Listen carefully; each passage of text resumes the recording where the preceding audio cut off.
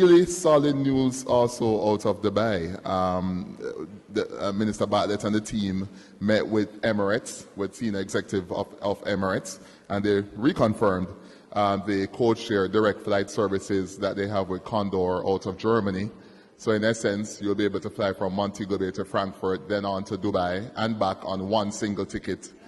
No baggage problems, no drama, one single ticket all the way through to Dubai and back. So it is phenomenal news for us, and we should give Jamaica a round of applause for that innovative development, right, Kerry?